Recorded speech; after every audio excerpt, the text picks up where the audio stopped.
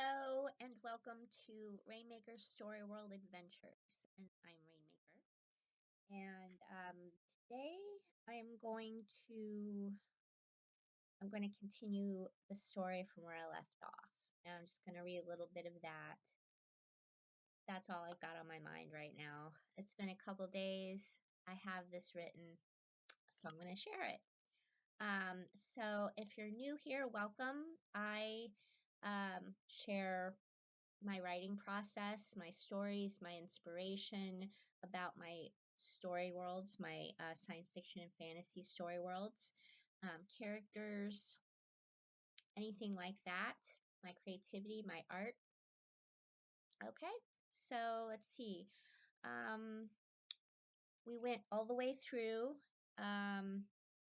Tomli and Lord Rondas and Master Limerin catching up and catching Jairus, and Tomli has her big explosive outburst, calling him out on abuse and all of that. Also, I don't remember right now off the top of my head, but just general content warning.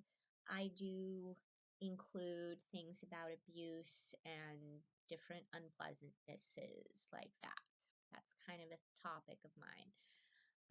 Okay. Jairus, seeing the men focused on Tomli, moved fast and grabbed his knife from where it had fallen, forgotten, taking off into the woods. He didn't get very far, however. The falcon, who had been circling out of view above the trees, returned like lightning and caught up with Jairus.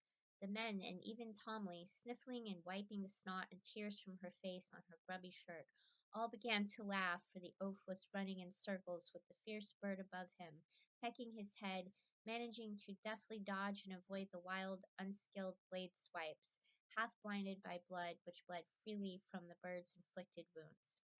Jairus, in anger and frustration, finally threw the knife at the falcon, finally managing to clip it. Okay, I've got some repetitious words. I might edit this a little bit. We'll see. If I edit it a lot, then I'll reread it all. But if I don't edit it very much, then I won't bother with it.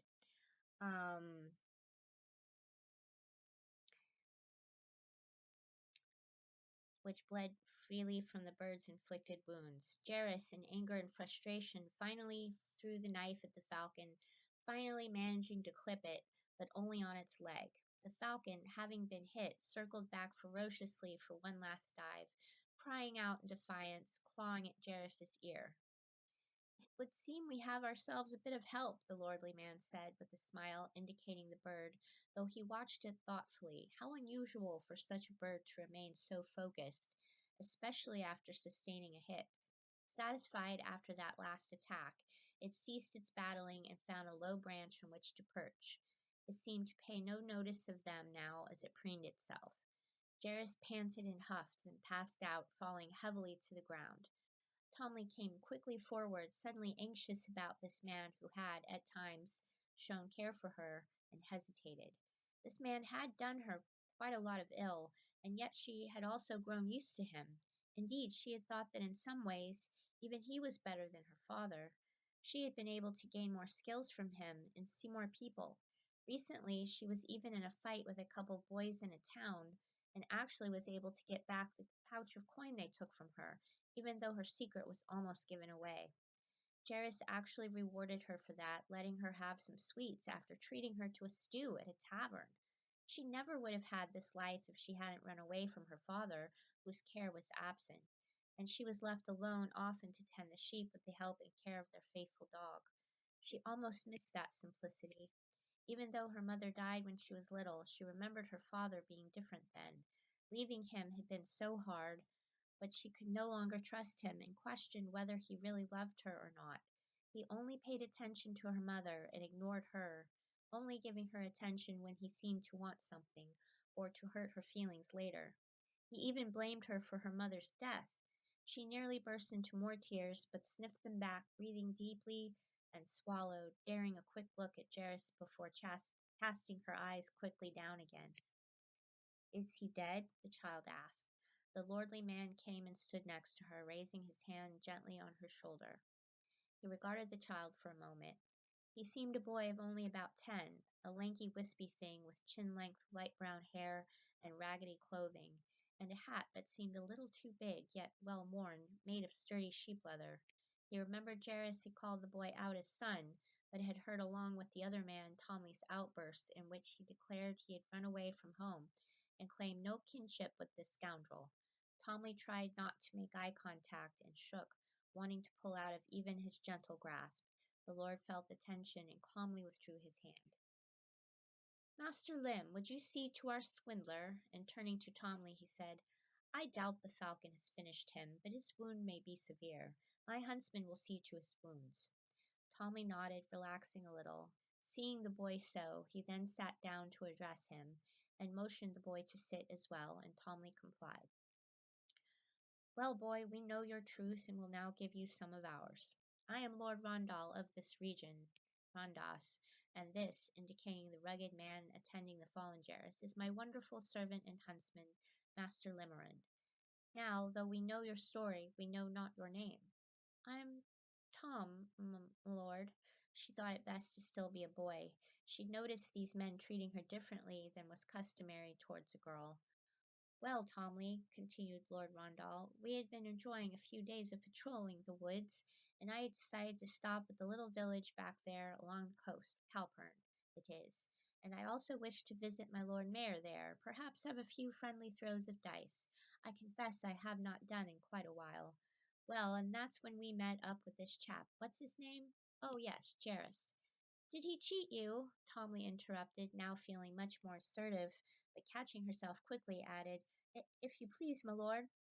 Lord Rondal raised his brows, surprised at the boldness, but chuckled. Yes, he did, or rather he cheated Master Limerin. Now, what kind of lord would I be if I let some petty criminal do ill to my servants, much less to my villagers and townsmen? Tomley felt very impressed by this man who seemed more honorable and kind than any noble she had ever heard of. She was used to anyone wealthy or of great importance being generally rude and uncaring, even violent towards anyone of a lower class. She had lived all her short life in Arhanis, though, and it was what was familiar, so she felt a bit uncomfortable with his geniality, though she was quickly warming up to him in spite of this. No adult, much less a lord, had been so kind. She still felt his gentle touch on her shoulder, almost wished it back, but being touched was still painful to her after having received so much unkind touch, from hits to slaps and some things in between. If you please, my lord, what will you do with him? Tomley asked, turning towards Jairus, who was still passed out, though now breathing normally, his head wrapped up by Limerun, with a poultice of wild medicinal herbs to stop the bleeding. She wondered more about what would become of herself, though, and she was feeling disappointment that neither man said he was a ranger, remembering her strong interest and future plan. Oh, well, when he is sufficiently revived, we shall take him back to court, and he shall be tried and most probably hung. Lord Rondell looked at Tomley for a moment, and something occurred to him. Does this trouble you? He is apparently not your father. I suppose you also wonder what will happen to you now, don't you? Tomley was about to say something, then paused, wondering how honest to be now. She decided to trust the lord of the land a little more, and said, no, he is not my father, my lord. I ran away from home some time ago, for it was an evil place. Gareth found me, and, well, he'd offered me to work for him, for my living, my lord, though the kind of work turned out be be wrong. I didn't know what else to do, my lord. It wasn't all bad, but it wasn't better than home, and home was no good, not even with the sheep and my dear Roy, our dog. Hmm, such a responsibility to leave the sheep. Not a very good shepherd, are you? My father went into debt and had to sell the farm, my lord. Things got worse after that. I could no longer help him. I was starving, my lord. Lord Rondell regarded Tom, and Master Limerin came to sit near by, having finished with Jairus. You mentioned something about wanting to find rangers. Now the Lord leaned over closer so as to almost whisper, and Tommy lowered her head, casting her eyes downward, the wide brim of her roughly made hat hiding most of her face. She could now smell him. like musk and leather and some strange perfume. She had never been this close to a lord before, and she swallowed, beginning to sweat and almost tremble. I would get to know more about them, he began in a more quiet, personal voice, glancing around as though someone might be listening before deciding on that path. They are very strange folk, akin to wizards. They know strange things and can do strange things. I am sure if you ask him, Master Limerence can tell you more. Then, rising, he added in a more normal tone of voice, eyeing Tomli, we will remain here for a while as we wait for our criminal to recover enough to bring him to court. He looked down at Tomli, considering the slight, unkempt youth. Are you hungry? He asked. Tomli nodded sheepishly, and soon the four of them were crouched around a small fire, sharing some bread, cheese, and salt pork, as Jairus lay propped up against a stone, with a tremendous headache, half dozing. When the huntsman tended his wounds, he had been given water and some food as well. The men now drank some wine from their skins and suggested a few sips to Tomli, good to have after such frights, and gave her some water as well. Tomli accepted the wine after hungrily devouring all the foods she was given, and drank down so much water the men cautioned the child to slow down lest she not keep her meal.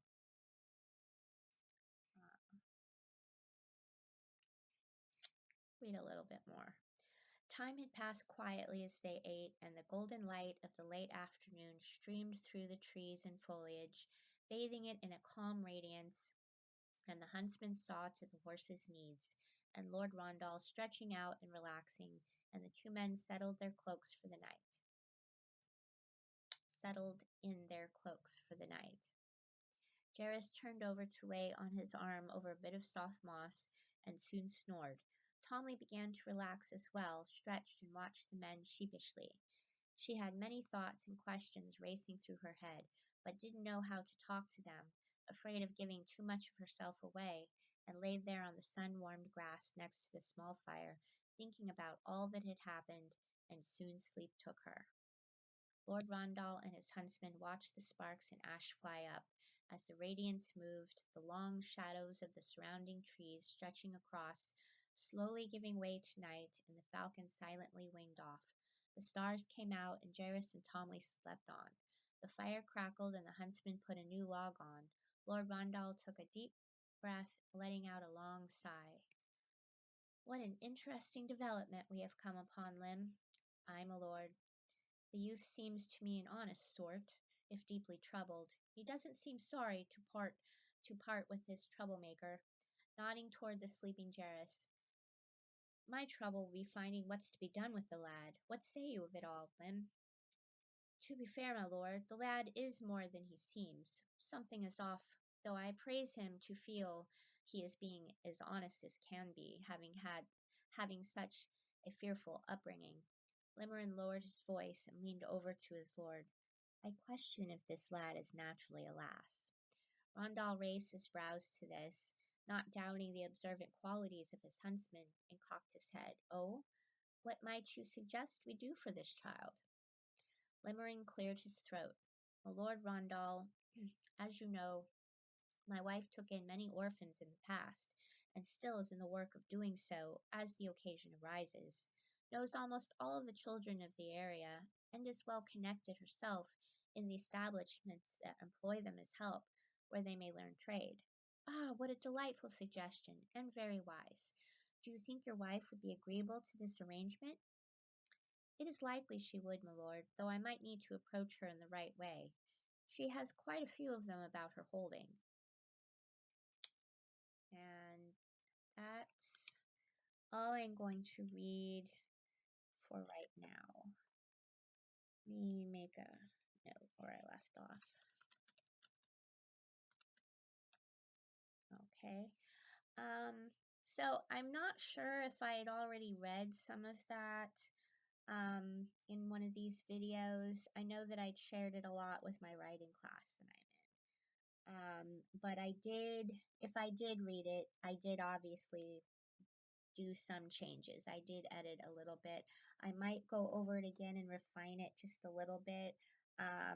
In the previous, in the earlier part that I just read, there's some repeating words there in close proximity with each other, and I'm gonna adjust that a little bit. So a little bit of tweaking, but really I'm not gonna change very much if I do change. Just kind of shifting some words. Anyway, I would really love to know what you think of my writing. Please leave me comments. Um, and I also have in the description, I have link to my uh, ArtPal gallery, my gallery on artpal.com. It's artpal.com/rainmakersworld. Okay, thanks very much, and